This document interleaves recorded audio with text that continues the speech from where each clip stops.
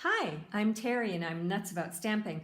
I'm here today to show you how to make a really cute Christmas card with a stamp set that came out last year, and it still is one of my favorites. So I pulled it out, dusted it off, and I'm here today to show you a super cute Christmas card idea that I'm going to create using Cookie Cutter Christmas, along with the Cookie Cutter Builder Punch and my Big Shot.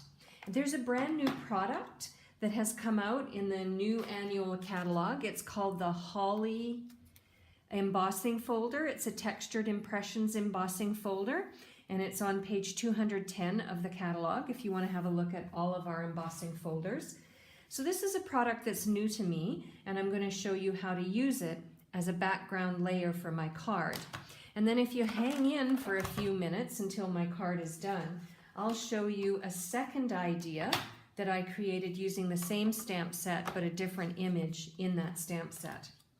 So I'm going to use my platform that comes with the Big Shot, my bottom standard cutting pad.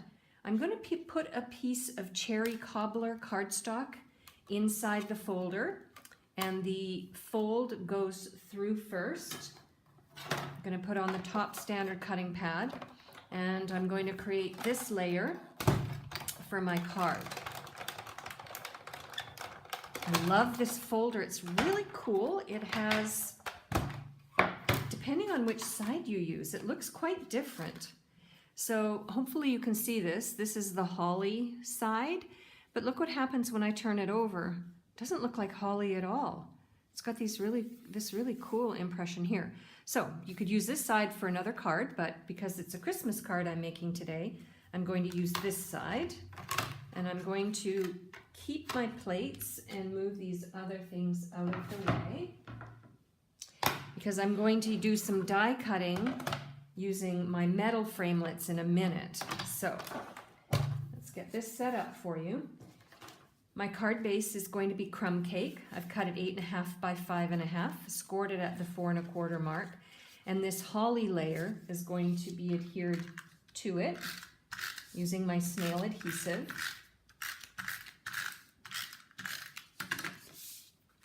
Let me put that on next, and then just move that out of the way for now. I have a scrap piece of Whisper White cardstock. I think it's cut 3 by 3. I'll have all the measurements here on my video, but also over on my blog afterwards. So if you want to recap, you can go over there and see everything all organized for you. And I'm going to use the Santa stamp and my basic black ink. And I'm going to stamp that down onto this scrap. And I'm going to set that aside to dry just for a few seconds. And while it's doing that, I'm going to ink up and stamp a phrase. This phrase says, just a minute, I can't read it. Warm, heartfelt greetings for a very Merry Christmas. Still part of the Cookie Cutter Christmas stamp set. I'm going to ink that in cherry cobbler. And I have a scrap piece of Whisper White. I love keeping scraps just for this purpose. I'm going to set that aside for a second. All right, then I'm going to bring in my blender pens. I'm going to show you how to use blender pens to color your image. This is a watercolor technique. Our blender pens come 3 to a pack, and they're double-sided. Really, this is all you'll need for years of crafting fun. And then to create a paint palette, here's what you do. You take your ink pad and you squeeze it together. You have to press fairly hard. And then when you open it up, you've got a paint smoosh on the inside of the lid. And so you just pick up the color from that and you use it to color your image that you're going to watercolor. So I usually start on the edges because the ink is really dark on the edges. And then what I do is I move inwards, and I move in a sort of a circular motion. Everybody finds a technique that works best for them when coloring, but this is what works for me. So I'm going to color Santa's jacket and mittens with the cherry cobbler ink. And then I'm going to do his belt and his boots in crumb cake to pull all the elements of my card together. I'll be back in a second when I finish coloring the Santa, because you don't need to sit there and watch me color. I'll be back in a second. There we go, Santa is all colored and ready for the next step in my card. Just as another point, if you're going to change colors from your blender pen, so if I'm going from the cherry cobbler to the crumb cake, all you do is you just rub the tip of your blender pen on a piece of scrap paper. This is what I use my grid paper for, until it runs clear, and then you can put the cap on and put it away, or you can just go and dip into your next color. But make sure you just clean it in between color changes until it runs clear. Doesn't take very long before it does that. All right, now I'm going to punch Santa out. So you open up the punch, you slide Santa in from the top, and get him organized inside the punch. And then when you're ready, just start to squeeze gently. So I've got a good firm grip on this now. I make sure that the image is within the punch zone, and then I just punch him out like so. All right, so now I am going to do some die cutting. I've got my layering circles framelits, and what I want to do is create a layer for Santa to sit on. So here's my layering circles framelits. So I've chosen a solid circle and a scalloped circle. And for these framelits, I'm going to use my magnetic platform. So the bottom standard cutting pad goes on first, and then my cardstock. And I'm going to die cut a crumb cake scallop and a cherry cobbler solid.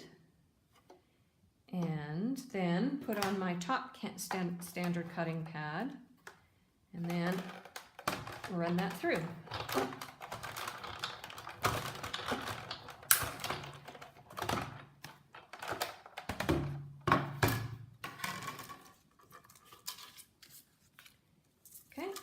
These away for right now, and I think I'm ready to put everything together. So I'm going to adhere my cherry cobbler circle to the crumb cake circle, like so, and then to attach Santa, I'm going to use a couple of Stampin' Dimensionals, like so. Just thought of something else I might like to do. And then I'm going to put my Santa in the center, like so. So cute. And then I'm going to bring in my stamped phrase, and then I'm going to layer it to a piece of crumb cake.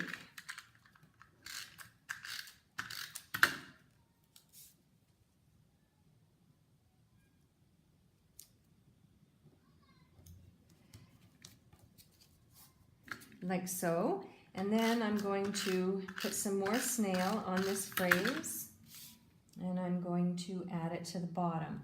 If you want to see more Christmas card ideas, I have a playlist set up on my YouTube channel where I have linked all of my Christmas kind of card ideas and project ideas, so you might want to check those out. And then I'm going to add my Santa to the center of my card. Taking shape now. Let's move them over a little bit. There we go. And then one final touch is part of this builder punch are these little hearts. So I have my leftover cherry cobbler, and I'm going to punch two of these little hearts out. And I'm going to adhere them onto my card using my fine tip glue pen.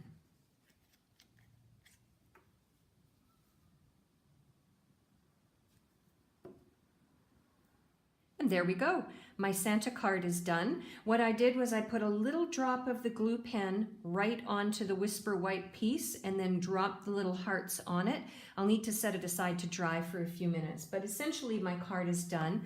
If I wanted to add a little bit of bling to it, I would use this Wink of Stella brush pen, and I would add some little glimmer to Santa's beard and the cuffs on his jacket and on his pants, just for an added detail of fun.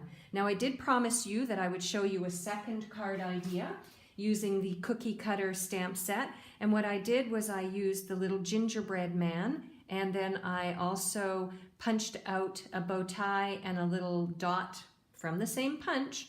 The hearts, I did it essentially the same way, but now you've got two different ideas for Christmas cards using the same stamp set and products. For a complete listing of what I used to make this Santa card, head to my blog, www.nutsaboutsstamping.com. While on my blog, subscribe to my newsletter. I have a special series now called The 12 Weeks of Christmas. Every Wednesday, you'll get a project idea. You won't see it anywhere else. I've got 4 weeks of cards, 4 weeks of gift ideas, and 4 weeks of bags and tags and gift wrap. I'm Terry. I'm nuts about stamping. I'll see you next week. Bye for now.